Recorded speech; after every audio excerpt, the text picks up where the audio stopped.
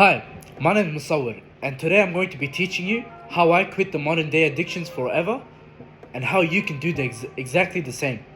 Now, you might be confused why I'm always looking to the right. I actually have my script here, so don't worry if don't be confused if if I keep looking. That's my script, and yeah, let's get started with the video. Before we get started, I don't want to waste your time, but if you're serious about quitting these addictions, I suggest that you click on the link in the description below, where I personally help you, or you go into the bio on my bio and click that link. It's July 2024, about 9 a.m. in the morning, and I'm waiting in my car at the car park behind my workplace at my current job, Red Rooster.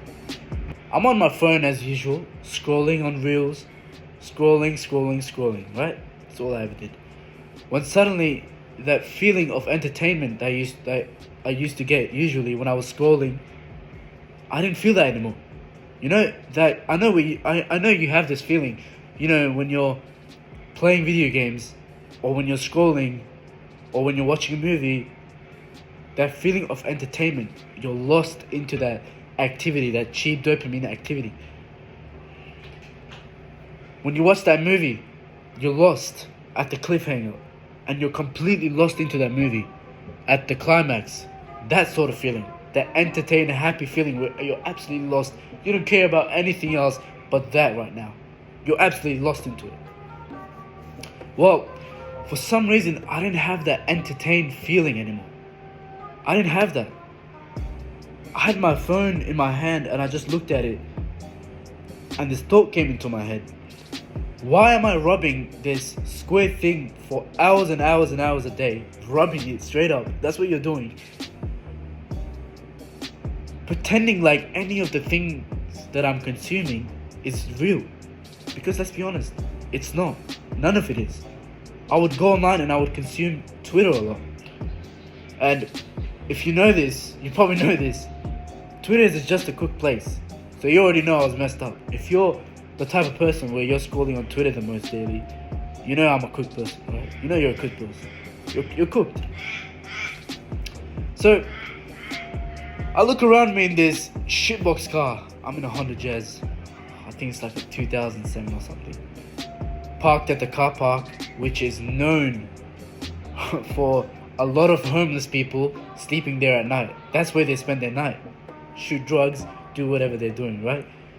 And another question just popped into my head, like, what am I doing with my life? And then I get reminded of all the goals and plans that I set myself just a couple days prior. I feel twice as worse now, remembering all those goals and plans that I set for myself. Fast forward a couple weeks, I'm online as usual, and I come across another Hamza video. And for me, this is normal. I've been watching self-improvement content for months now. Maybe even over a year. But obviously, I haven't made a single improvement. So, for some more dopamine, I click on the video, and surprisingly, there's no Jeffrey or Adonis starting. My favorite part, your favorite part probably. That's the funny part. That's the part where you're entertained and you laugh, But there's none of that. There's no fancy editing. There's no music. And it's just a very simple, pure, and bland video. And to be honest, a very boring video. And then I get the vibe. I get the idea. This video has purely been made, edited, and curated purely for the audience to learn something and gain something of value where they can use it to improve their lives. The editing goes like this. Some simple photos that come up on the screen when Hamza gives an example or tries to communicate better with his audience, and some subtitles. Simple. Not even any music. That's how simple it gets. So, in this video, Hamza explains very simply, but at the same time with lots of detail, that the life that you want to live, that you see others living, are only achieved through phases of extreme monk mode. What is extreme monk mode? This is where they cut out everything and all distractions. Remember this. Hamza later went on to explain that in order to have the balanced life where you have the money, fit body, a happy life, that takes periods of extreme unbalance, many periods of extreme work periods, which then gives you that balance that you're looking for. That balanced life comes through all the extreme periods that you've been working through. It doesn't come through balance. Balance does not come through balance. Remember that. I'm going to say that again. Balance does not come through balance. Balance comes through extreme periods of work. And this made a lot of sense to me. You know, you achieve great things through a lot of work, through a lot of extreme work. This made sense to me. And he later went on to said that most of the entrepreneurs that he knows, he personally knows these people, like Alex Hormozi, Charlie Morgan, all these guys go on periods of unbalanced work periods and phases where they only focus on one thing. Only on one thing. And once they achieve great success in that thing and they're happy, they focus on another thing and then go all in on that, aka monk mode.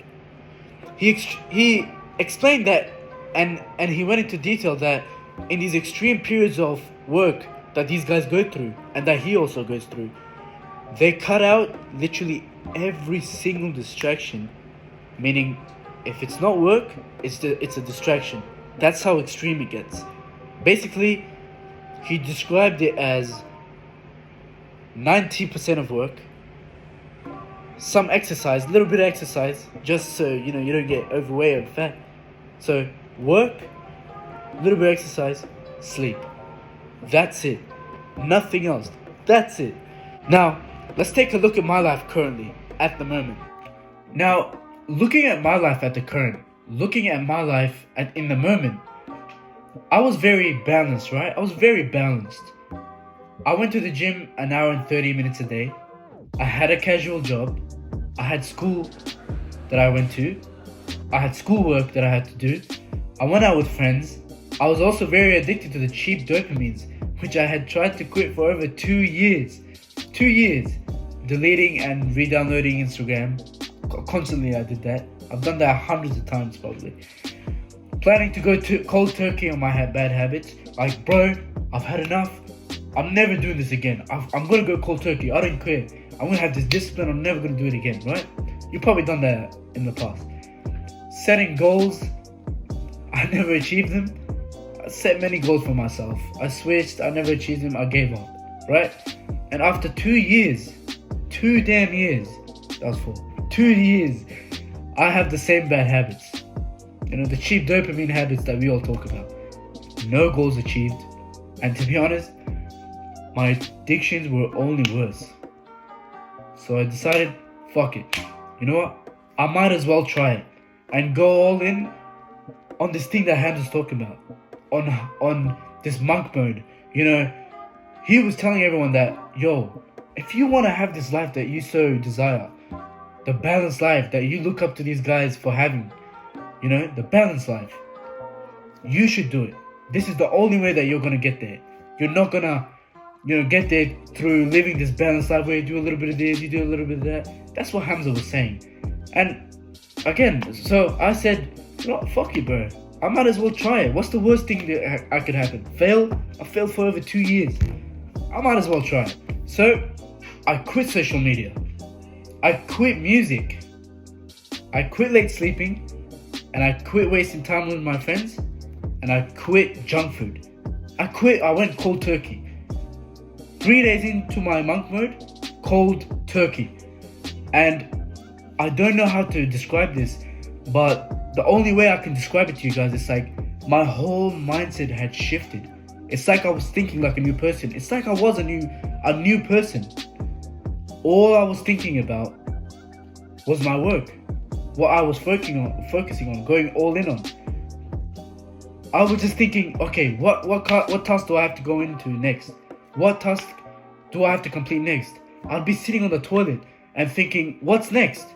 In between my sets in the gym, I would think to myself, yo, You're doing good, you're doing better, but I know I need to go harder. And I know that I can go harder than I am right now.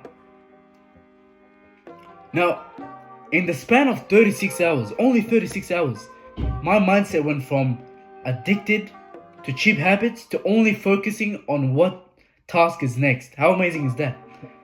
My mindset went from cheap addicted habits to how can I do even better? What can I improve? And the amazing thing is, the bad habits that I tried to quit for over 2 years, I would not even think of. These habits would not even cross my mind. Before it was going onto social media, you'd get notifications from Instagram and you'd be like, oh, I wonder what that notification's about. I need to check that. Someone messages in the group chat, let me check it. ADHD. I wonder what he or she said. I can't wait to watch the new Netflix series. I can't watch the new TV show. I finally learned what I needed. I finally learned it. I finally learned what it takes to quit bad habits that I had been dealing with for over 2 years in just 3 days. Now, I know that was a lot of information to take in, and it was a lot of yapping by me, but to summarize this for you guys, I'm going to put it in a simple formula. Very simple formula.